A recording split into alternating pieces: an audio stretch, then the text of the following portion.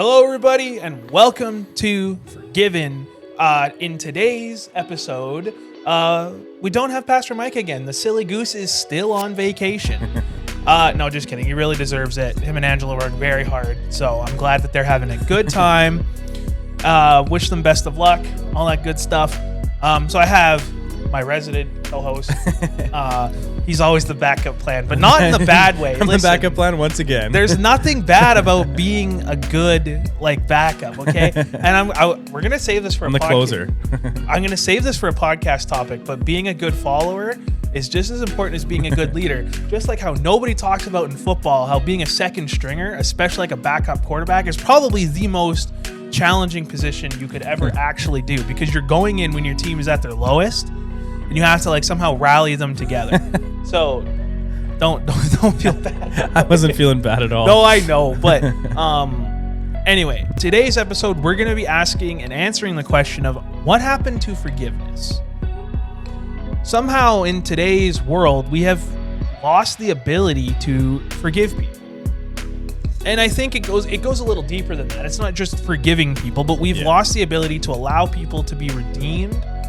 We've lost the ability to show people mercy, compassion, grace, all of these things. And as Christians, we're called to do that. We are called to forgive people. And we're called to allow them to redeem themselves, just like Christ redeemed us. And that's what we're going to be talking about. We're going to be talking about what happened to forgiveness. So I think also I didn't even say your name. This is Bryce. You guys know this by now. Hey, I'm Bryce. Bryce, what do you have to say about this? Just an intro of what happened to forgiveness? What are your thoughts on today's world and forgiveness? I think we're just in an ever-changing culture right now that we don't really value different opinions anymore. And from what happens is you have a different opinion than someone, and then because of that, we're so wrapped up our identity in our opinions that it becomes like an attack when you have an opposing one. And so therefore, when you don't agree with what I agree with, then now you're attacking me directly, and then now I don't want to forgive you because you hurt me. And so it's that's what I've kind of observed in our culture, in this upcoming culture, in our generation and the generation coming up. I think that's where it starts to stem, is that we haven't really had to extend forgiveness, because now we just get to play the guilt card, I'm the victim. The victim card. There we go. That's what I'm looking at. Instead of actually dealing with an issue and be like, hey, you know what? That person hurt me, but it actually wasn't maybe as big of a deal. Or maybe actually they have something valid in what they said. Yeah. So I know that's where I'm going to start off. Well, and I think you're right. And we did an episode on cancel culture specifically. You were on that one, actually. Was that on that one? No, I was at camp that week. Yeah, that was Micah. That was his last podcast that he did with us. And so some of the things we talk about here will be related to that episode. So I highly suggest you go and listen to the cancel culture episode as well as this one, because we are going to be talking about cancel culture in this episode. Definitely. Because I think that is one of the avenues in which has really poisoned today's view on forgiveness. The idea of forgiveness is that you wronged me, so you punched me in the face. Yeah, I did. Sorry about that. Yeah, right? Sorry about that. Now, the onus is on me to forgive you, right? And so I can say, Bryce, you know what? You had a bad day, whatever. I forgive you. Mistakes happen, whatever. That is forgiveness. I have taken that wrong. I have dealt with it. I no longer hold resentment or anything towards you, and I have let it go. And now you have the act to redeem yourself. You can say, hey, you know what? I am sorry. It won't happen again. And that is forgiveness. But so often in our world, we only one side puts in the effort. Yeah. So many times I'll say, I'm sorry, or say, I forgive you, but it's unauthentic. It doesn't mean what it means. Yeah. And we don't allow the other side, you, to reciprocate and to actually allow themselves to become redeemed. Yeah, I think that actually that's a really good point. The second step is the most part. So many of us will be like, oh, I forgive you. Like we would go through that moment. I'm like, hey man, I punch you in the face. Sorry, man. I shouldn't have really done that. I got upset. Can you forgive me? And you're like, yeah, you're forgiven. But then you hold on to that. Exactly. Or it's like, hey, actually, maybe Bryce has an anger issue. maybe there's actually more to it. And you realize that it's like, and then this is like a simple term that we're going with. Yeah. It's like, hey, this person has a problem, an issue. And so rather than like addressing, we're like, oh, I forgive you. But then we never take the next step to actually walk them through their issue. Yeah, exactly. So it's like, I've got an anger problem. It wasn't just that I just punched him in the face and it was a one-time thing. It's like, I've punched multiple people in the faces. Not literally, let's not. But I know what you mean. Yeah. But then we don't take them and walk them through the next steps. It's like, hey, actually, I realize you might do this. So now I'm going to I'm not going to maybe trust you that close anymore. I'm going to create a few little boundaries. Exactly. But I'm going to help walk you through this anger. Be like, hey, you know what? Let's, even as Christians, like, what does the word say about anger? We're using that as an example. And then we take the next step because then it becomes forgiven to, changed, redeemed. I don't know. I think I've had a few examples of those in my life where someone's on both sides where they've been told I'm forgiven, but they actually just continue to allow me to walk in this place versus moving forward. Yeah. And the other thing about like forgiveness is actually being able to forget what the person did. Forgive and forget. Exactly. So we see this all the time in like movies or in like marriages, right? And I am single, so married people listening, take this with a grain of salt. This is just an observation, okay? So many times, and growing up, I seen this with my married family. It would be, we keep a scorecard. You say you forgive them, but the next time the fight rolls around, you pull out your Rolodex of everything bad that they did, and then you throw it back in their face, and you keep a scorecard. Yeah. And that's not true forgiveness. That's just pushing past the problem, right? Like true forgiveness is actually letting go of that and saying like, no, it's over, it's done with, and you forget. Just like God doesn't keep a list of our sins. We're clean, we're white, we're washed, we're done. We are redeemed, our sins are paid for. That's it. And that's what we need to be doing. And that's a lot. It's way easier said than it is done, obviously. Yeah. And so you're right. We do need to help. We're bad on both sides of this. Yeah. We're really bad at forgetting because we throw it back in their face. But then we're also really bad that maybe when you do forget and you are willing to forgive and move on, we stop there. We don't push them forward to the next one and actually try to help them. We don't actually show them compassion and mercy in that way. So when you say like show them compassion and mercy, like give me an example of what that would look like.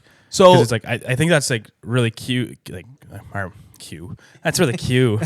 That's like a big point to where like actually forgiveness happens. And so what do you mean by that? So I grew up without a dad, single family home, just my mom. I have forgiven my dad, or at least I am working on forgiving him. And part of that forgiveness is actually forgetting the mistakes that he made. And then that doesn't mean, and you talked about boundaries, that doesn't mean that I completely allow him back in and pretend that it never happened. It just means that I stopped using his bad choices against him to make him feel bad. And when I mean showing him mercy and compassion, it means that I probably know that he's going to do it again because he needs help. Right? So my dad struggles with alcoholism. Okay. So I understand that part of that forgiveness is, and it sucks for us because all the onus gets put on us, especially as Christians. But that's part of like taking the high road, right? That's part of being a Christian, is understanding that like we need to help. Like showing forgiveness is so much more than just letting it go. It's actually giving them a chance to redeem themselves. And so that brings me to some of the definitions. We've thrown around a lot of these words, but we didn't actually like define them. And wait, does that actually answer your question of the idea of like, that's what I mean about forgiveness and helping them move past it? Is like, my dad is still going to make mistakes. And I haven't even actually had the full chance to reconcile with him yet. But I know that when I do see him next, I'm going to be able to tell him like, hey, like I forgive you and it's okay. And it's like, I love you and I want to try to help you. And that's what I mean. not lording it over them. Exactly. I think that's what, out of all that, it was like, part that stood out to me was like, not, it's like, I have these feelings, I have these emotions, is like, but I've chosen to forgive you because I have been forgiven. Exactly. And then it's like, I'm not then just going to be able to, actually true forgiveness is like actually letting it go and not being like lording it over that person's head constant and be like, you did this. And so I'm not surprised you did it again. And then it's like, see, you did it again. Oh, look. But you actually like, you know what? You may, like you said, you may do it again. And I think, but then you choose to continue to forgive. Exactly. Where you're like, hey, I'm going to be here with you. And you just eventually set boundaries. But like, I think that's that's huge, where it's like actually genuinely letting it go. Yep. Yeah. And so I'm glad that helped. So definitions, I kind of skipped over my notes. No. So redemption. Get into the juicy stuff right away. Yeah. So redemption is an act of redeeming or atoning for a fault / mistake or the state of being redeemed. And so redemption has a theological definition, and then it kind of has a normal cultural definition. And I kind of took them both and put them together. So the idea of redemption is it's a verb, right? Redemption is an action. It's something you take to someone to redeem them of their mistakes. So Christ's redeeming action for us was his death and resurrection on the cross by taking our sin. That is redemption. We are redeemed because of that. Or in like when I was little and you get punished by your mom, and then at the end of it you would say, oh, you're sorry, and did you learn your lesson? That punishment, so to speak, is the act of being redeemed. It's learning your lesson. It's atoning for your mistake. Or in modern terms, people earn their redemption by going to prison. You are paying your debt to society. That's redemption. It's taking an action and using it to show people that you are willing to change, that you have atoned for your mistakes, that you are paying the transaction. You're finishing the transaction. That's what redemption is.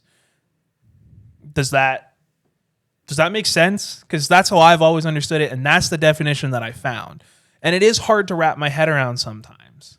I think the prison analogy is the one that kind of confuses me. Is like, but that's just a punishment for the like a responsibility. Yeah. So not everybody's being redeemed in that process. True. They're just going and doing their time. I think the true redemption happens after. Fair. After they're released, right? So it's like they have paid that time, they've done their debt, their dues, and then when they're released, that's the redemption story, right? It's like that's where you truly find is like, are you being redeemed? You have a chance to redeem yourself, and are you going to? And so, like, while they're in prison, that's actually just a consequence to their mistake, which we all have to own up to. Yep. So I said step one in the redemption process. There we go. Okay. We got a 10-step process. Yeah, absolutely. What that 10-step process is, I don't know yet. And that's a question for later for sure. But forgiveness, again, is to cease the feel of resentment against the offender, or the process of forgiving or being forgiven. So it comes back to our punching in the face analogy, right? You offended me by punching me in the face. Now it's on me now to cease that feeling of resentment, anger, all these things, and allow you to be the chance to forgive. So that's forgiveness, right? Like that. I feel like most of us have a good understanding of what forgiveness is. Yeah. And then I have mercy.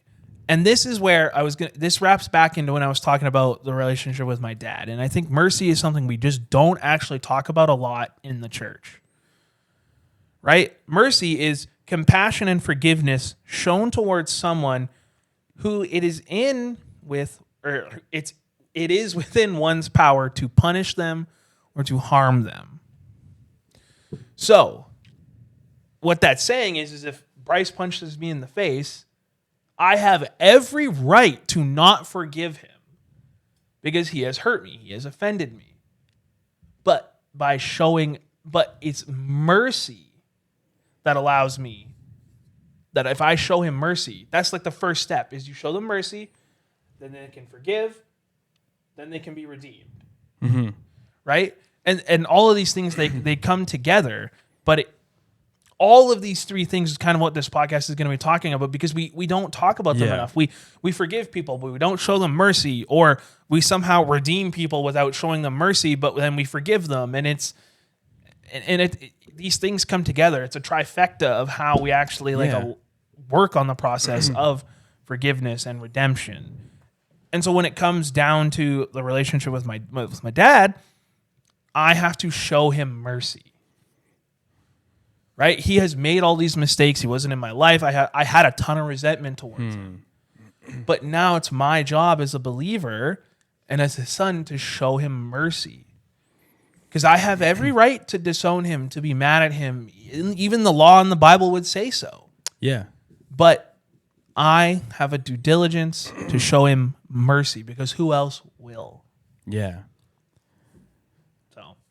What do you think of those? Because no, I really like the way that you're tying like three. I think you're right. Like, it starts with that place of mercy, right? I have, and it comes to, I have the opportunity to continue to, and then the thing is with mercy is I could continue to cause harm to you by not, right? And so it's I choose to show you mercy, and then from that mercy I show you forgiveness. And then and it's like that. I said 10-step, but actually when we go through, it's really a 3-step process. Yep. And then it goes from mercy, forgiveness, into redemption, right? Because, and it's the same, I have a method for becoming a believer, and it's kind of similar, where it's I'm going to show you mercy first.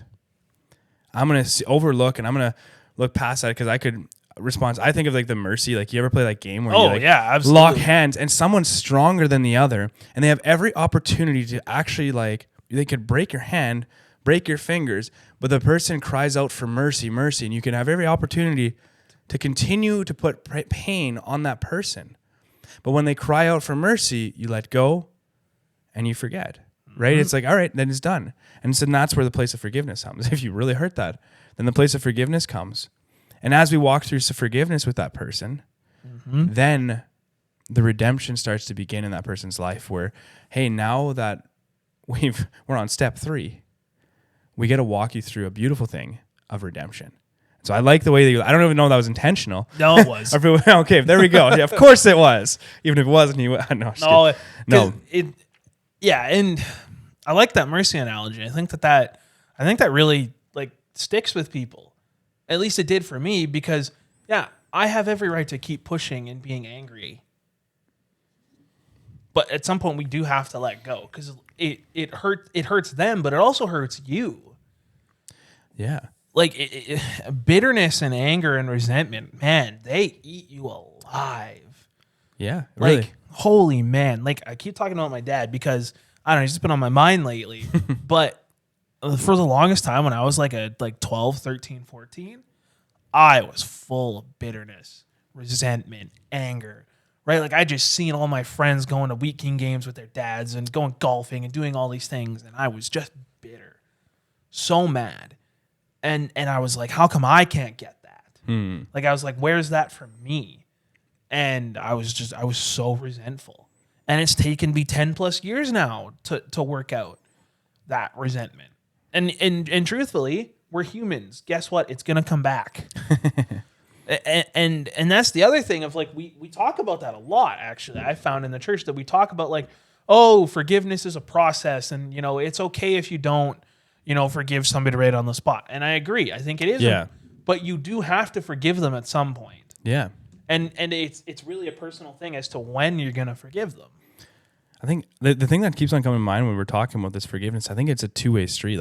Even we kind of touched on it, was we have to learn to forgive others. I think this actually, both people need to go through this story. Absolutely. And both have the choice to choose to go through these steps. Because I think, even with your dad, as you're talking about that, it sounds like it's you know what, you're realizing I need to extend mercy to him, and then you're going through that forgiveness process. It's I need to forgive him, and so and then it's the redemption, and so then it's it's a two-way street. The redemption is the most difficult part, but I don't know. I just find it interesting because I think both you and your dad he would have to also absolutely extend it to himself, and I think there's a two-way street. We have to have mercy with ourselves. Because even for your dad's case, sometimes we need to, I need to have mercy with myself. I keep on putting pain on myself, and then I need to extend that to ourselves, because then realize that I'm forgiven, and then the redemption allows Yep. to come. And so I don't know. I'm maybe I don't know if that's going to go anywhere or not, but I think it's a that's good two-way point, street. though. Like Absolutely, it is a two-way street, and it's really hard to talk about being the person that it's really hard to talk about being the person that needs to receive the forgiveness. yeah, You know what I mean? Because it's it's really, really difficult. But you're right. It is a two-way street. And then I guess the question becomes, what do you do when you are fully what do I do now? Because I am fully ready to extend this to my dad. But what if it never happens? Right? And I'll just be real with the audience. It probably never will. Truthfully, I don't know if I ever will get the opportunity to really sit down and have this conversation with him. And I've come to terms with that. And so when you bring in the two-way street conversation, man, does it change it? Because it's like now we have to ask the question of what happens when you can't forgive somebody in terms of circumstances. Yeah. Right. What if they never get to hear that you're sorry or that you forgive them? Yeah. I just think of all the people that have died before they got to understand that people have forgiven them. Man, it's crazy. I think that's why even Jesus makes it so important to us, in Scripture, where it's you have been forgiven of much, so you're also to forgive others. Yeah. Of that, right? So it's you have on the notes here for. I figure the great leeway into it. It was a perfect transition. Where is it? The unmerciful servant. Yeah. Where the servant was in so much in debt, and then he goes to his master comes and forgives him of this crazy amount of money. Yep. And then he goes after that, and he has his own servants, and he reigns it over them. He demands money from them, and they pay it immediately. And so then what does the master do? Continue the story there, Logan. Well, then the master's like, hey, I forgave you your huge debt. And then the master's like, well, he's stuck in this quandary now because he was forgiven, but he's not showing that forgiveness to others. Yeah. And that's what I think we do. And that's why I think Jesus emphasizes this story and talks about forgiveness, because when he died on the cross for us and rose again, we were forgiven of everything. Mm-hmm. Who else can we? Samson. Well, Paul. There's so many. Yep. Judas even. Judas technically gets a redemption arc. It's not one that we necessarily talk about a lot. Didn't end necessarily very well. Yeah. But he still gets that. He still happens. And so the Bible is full of these things. And so I just look at it and I wonder, why can't we Christians just get our stuff together? Yeah. And because it is very, very hard, but it comes down to this idolatry. We just start idolizing these people. And that's and that's so wrong. I love Pastor Mike. He's awesome, but I don't look at him and think of this celebrity person who is infallible and can't make mistakes, because I know that he can and I know that he will. Yeah. But I know that I'm not going to hold that against him, and I do that with everybody. Yeah. And so it's just, and I think there are a lot of Christians out there that can forgive, but it just seems that the vast majority of popular culture Christians can't, or they won't, because it's probably easier. Well, it is. It's just easier to not forgive and to just move on. Yeah. It's so tough. And then I look at, so that's a bad example in culture. And then I look at good examples and I'm like, how does Hollywood get it right and the church can't? Right? So one of my favorite redemption stories and its perseverance and so many things is Robert Downey Jr. Iron Man. Okay? This man I did a whole sermon on him in Bible college, so I know this stuff by heart.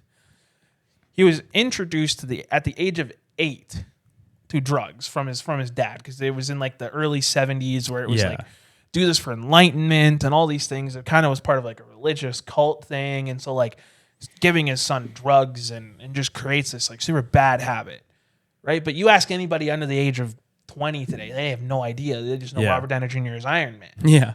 And so, but they don't know the story, the redemption arc that he took to get there. Yeah. And so gets introduced to drugs. The guy was arrested. He went to prison twice. He was driving down the Pacific Coast Highway, absolutely high out of his mind. He's got a loaded revolver in the seat next to him. It's what do you think he's going to do? Like, it's like probably going to take his life. He's probably going to shoot it around. Like, who knows? But it's like a menace and danger to society. Goes to prison, does his time, goes to rehab, gets out. 2005, gets out. Guess what movie came out? 2006, Iron Man came out. Guess who stars in it? Let me guess. Robert Downey Jr. Yeah, good guess.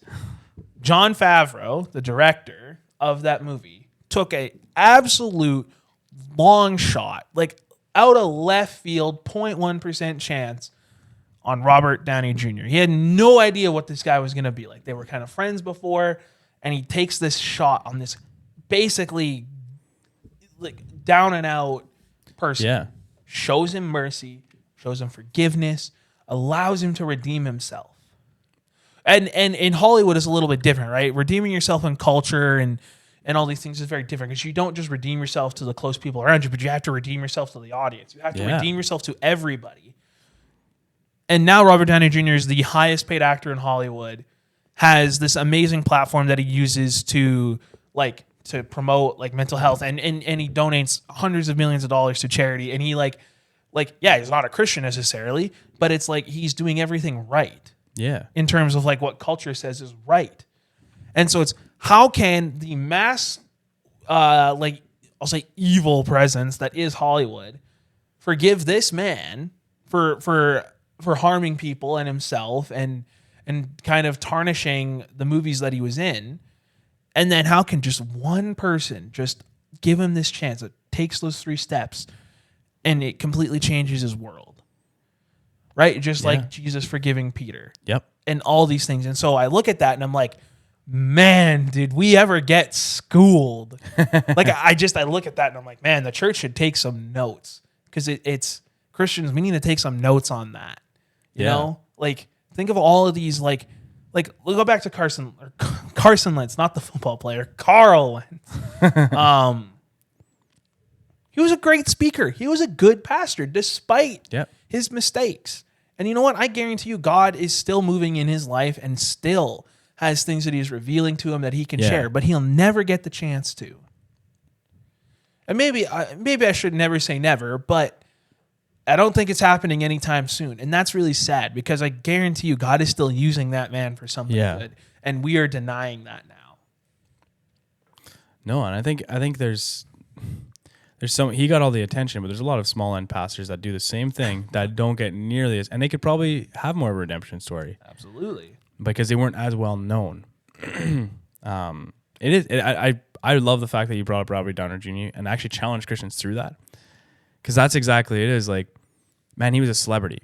And if not that I'm saying that these people are like, well, actually, really, like Carl Lentz was a celebrity. He was a celebrity. He would call himself a celebrity. He was a celebrity amongst Christians. Yep. Amongst the world. Yeah. Right? I guess again amongst the world. Either way, he was a celebrity. And yet, so if we had it in the secular world, right? So in the world, Robert Downey Jr. was a celebrity, and we chose to forgive him, and we redeemed him through that process of becoming Iron Man. And killed it on that as he redeemed himself as Iron Man. Yeah, exactly. But then when we look at that, like you said, what do we do as Christians then to almost recreate that situation? Do we trust? Do we immediately put him back in that place? But the thing, yes or no, right? Because it was drugs. Well, this guy had an affair. Well, now that's the high end, like top of the line, where it's like, you cannot do that as a leader. And I agree. Yeah, me too. But then what does that redemption story look like for a leader who makes a mistake? Yeah. Because there is consequences. I mean, even in the last podcast, like about being a man, is like you face consequences of your actions. That's one of his consequences. Mm-hmm. But then what does that redemption story look like? Because if we're going to talk about this redemption and forgiveness amongst Christians, well, what does that look like then? How do we apply that in our other everyday lives? Because sure, there's a celebrity, but there's also going to be pastors who are going to do the same thing in your communities that are going to hurt you. They're going to say things, they might mess up there because they're human too, just like we said. So how do we then change a culture in the Christian church? So first of all, not that it's going to start from this podcast. No, but it at least gets people thinking about it. And I'll go back to Robert Downey Jr. That first Iron Man movie was not like, we look at Iron Man and we look at all these Marvel movies now and we see them as these multi-billion-dollar industry things. It's like No, that first Iron Man movie was a complete, utter chance. It was a very low budget film, actually. Like it did not have the same backing. Like Marvel was almost bankrupt. Yeah. Actually, they took this huge chance on giving this. It was a B-list movie. Truthfully, it wasn't. He's not like he's gonna go play Charlie Chaplin. That was the last big role that Robert Downey Jr. had. Yeah. That was when he had his highest. And he was making the most money.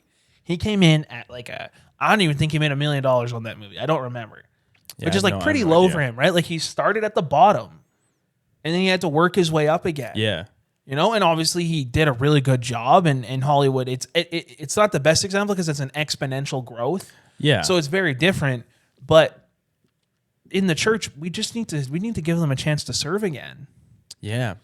Right? Like you don't like Yeah. I preach this Sunday. God forbid I go up there and I just completely bomb it, let's say. It could happen. I could swear, who knows? Something terrible could happen.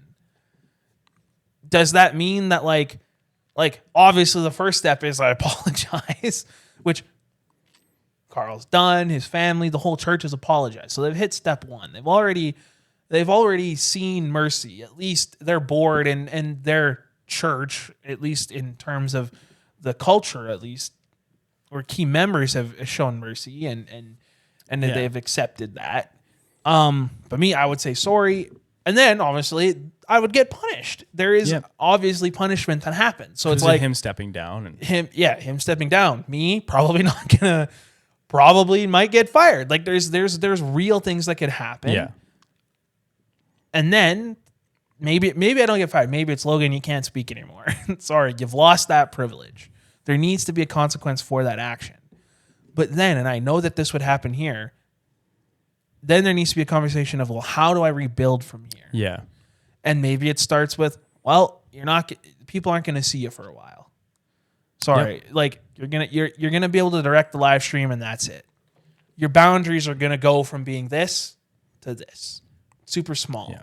You're only gonna be in charge of very little things because you have lost that trust. You have lost that ability. And I think we just need to start trusting them with something small. I guess I say all that to say you trust them with something small. So maybe Carl isn't, maybe he shows up to Hillsong, New York, and he's just a greeter. Yeah. Right? He probably wouldn't be a greeter because people would see him and turn around. But you know what I mean. It's maybe he just makes the coffee. Yeah. Right? We need to give them a chance to actually show that they have changed. That they're not about that anymore. That you can show them mercy and forgiveness and actually allow them to start that process of redemption. And everybody's process of redemption is completely different. There isn't one size fits all. His process is going to be very different than what Robert Downey Jr.'s was or what whoever's is. But we need to give them something. You need to give them something to latch on to. You need to give them a little bit of hope. Yeah. It's like I know someone. I'm not going to say their name because someone might know them or not. But in my life, that they're an incredible man. I told you the story. You know who I'm talking about. But they made a mistake, and they were a pastor at a big church in Manitoba at one point. And he made a mistake, and he ended up same thing as Carl Lentz. He made a mistake, and he had an affair. He was meeting with someone, and then they ended up crossing. Like they got too emotionally attached, and eventually there was no boundaries in place that should have been there, and they ended up having an affair. That man and that woman are still together to this day. However, he has never been able to serve in a church really on the same capacity. The only thing he's been able to do now is be a hall monitor. And he helps out with food ministries, like to be able to help hand out food to the homeless. Yeah.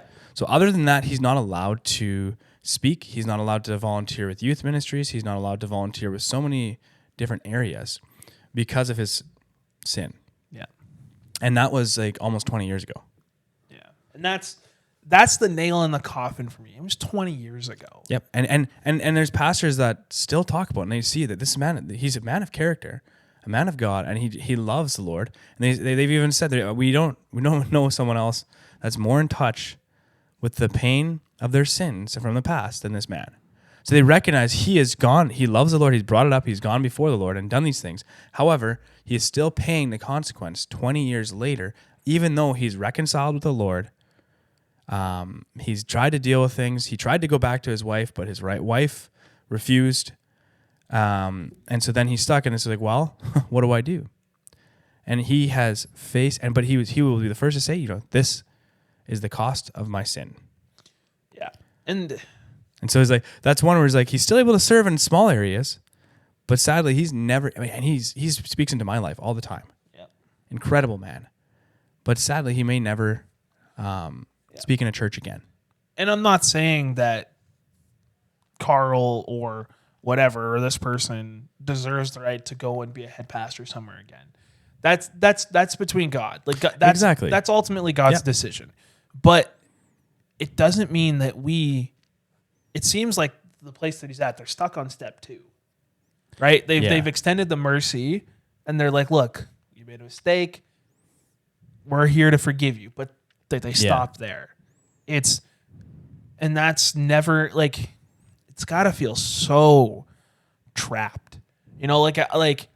I want, like, and we see all these big, pastors and leaders and all these things just completely going off the grid because they get trapped, because they can't do anything, and that really hurts me, because it's like, and I'm not on the side of the person committing a crime. Nope, like, obviously, no, like, I feel bad for this, and that person probably like this person you're talking about. Yeah, I don't think they will ever get the chance to, like, truthfully, I don't think they will ever earn the right to, like, to preach again. Like, I don't think that will happen. Yeah.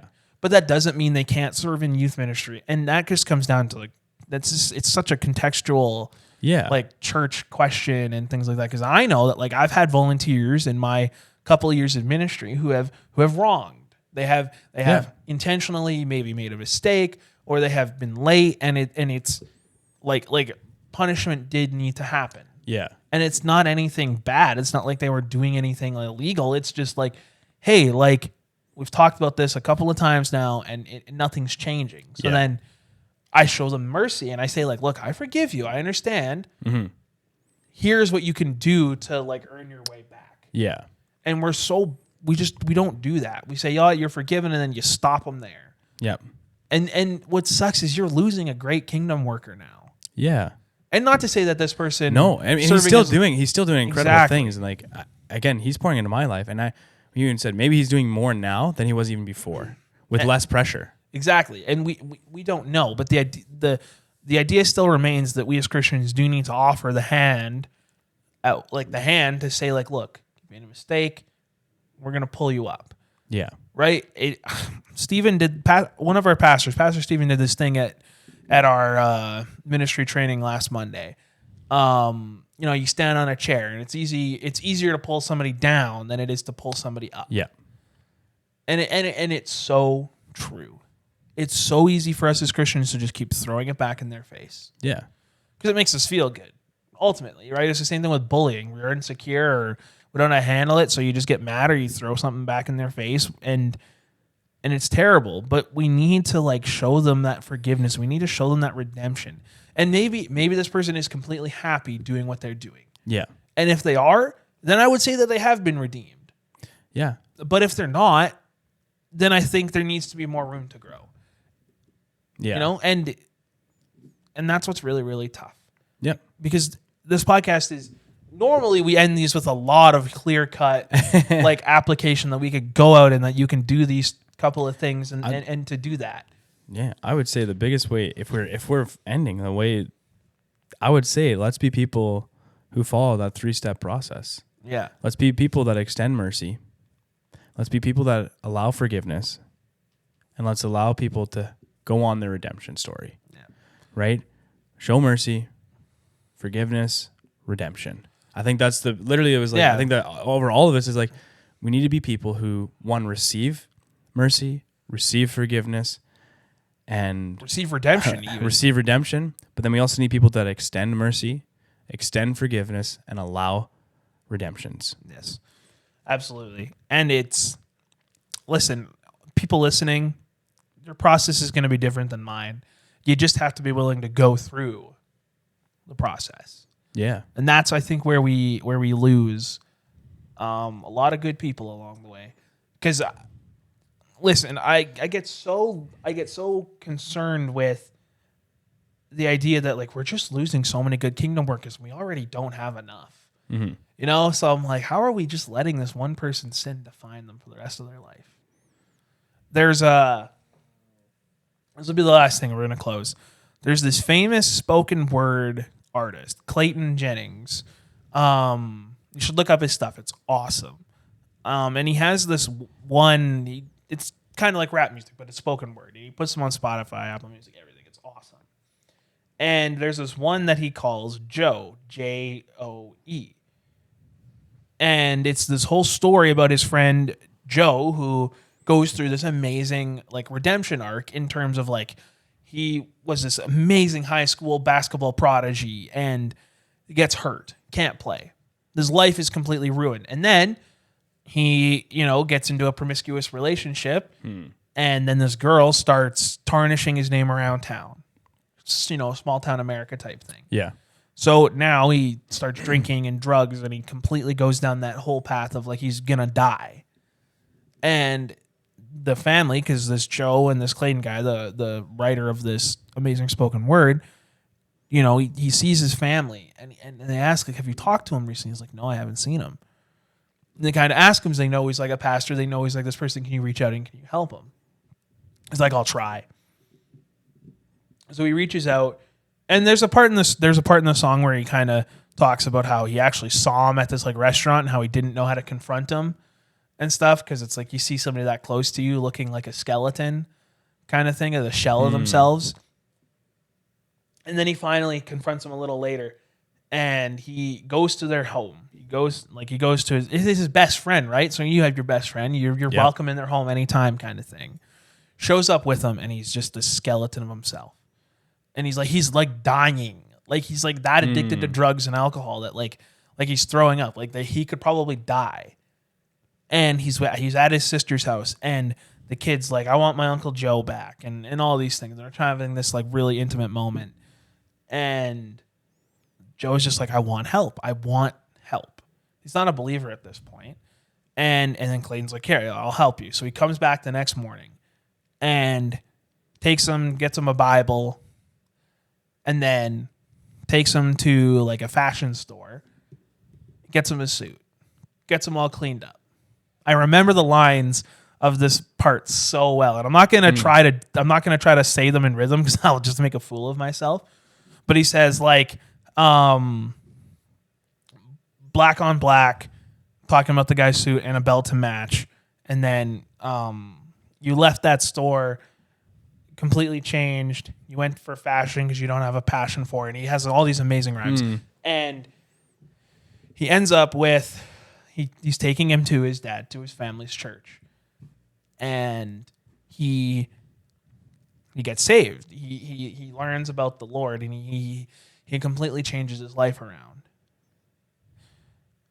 And then he starts shouting Jesus over everything. That's his name, Joe, Joe. And he ends the word with how. He just talks about like redemption, and he just ends it with saying like, "Look, you are now redeemed in the eyes of Christ."